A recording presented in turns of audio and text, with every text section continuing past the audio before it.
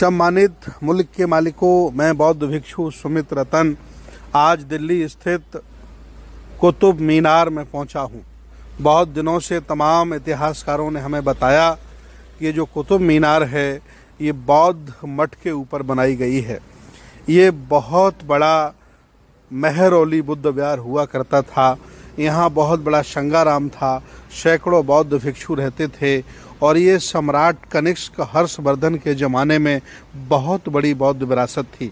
यहाँ की जो बिल्डिंगें हैं, यहाँ की जो नक्काशी है, कलाएं हैं, इनसे ये लगता भी है कि वाकई ये बौद्ध और अशोककालीन कल्चर और सभ्यता रही होगी। आप देख सकते हैं। मैं पहुँचा, आज पूरा हमने ऑब्जर्वेट किया। हालांकि ये नियम है कि किसी भी मस्जिद में बुत नहीं होते, मूर्तियां नहीं होती, लेकिन हमारे द्वारा सैकड़ों मूर्ति वहां देखी गई।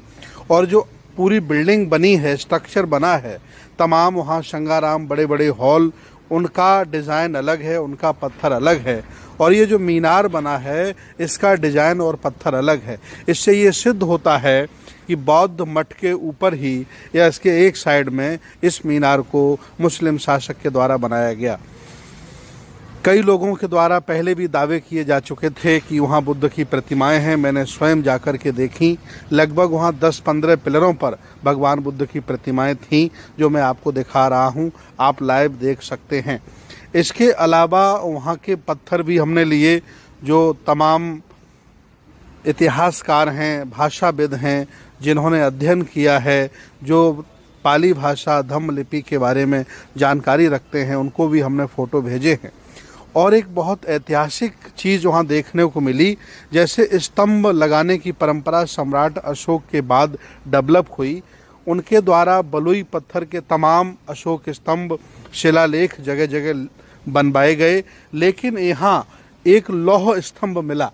वहाँ इतिहासकारों ने लिखा है कि गुप्तकालीन है, लेकिन ये सम्राट अशोक की संस्कृति को, उनके दर्शन को जन जन तक पहुँचाने के लिए, फैलाने के लिए उनकी विचारधारा के शासकों ने यहाँ पत्थर का नहीं बल्कि लोह स्तंभ लगाया है।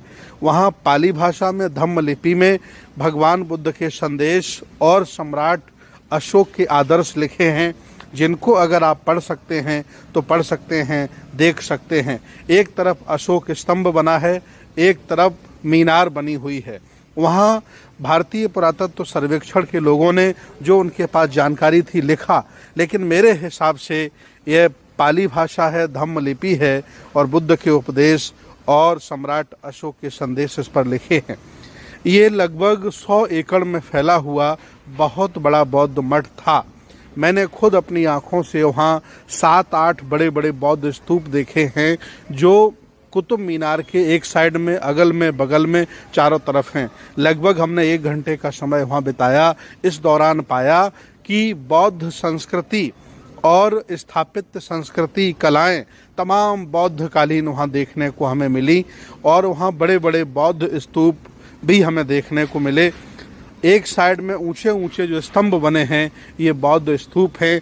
ऐसे बौद्ध स्तूप पूरी दुनिया में कहीं भी देखे जा सकते हैं।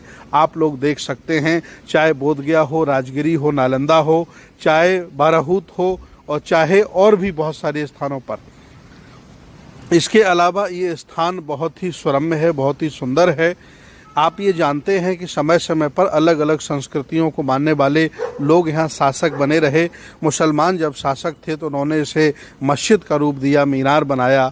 हिंदू शासक रहे होंगे तो इसे मंदिर के तौर पर इस्तेमाल किया गया होगा।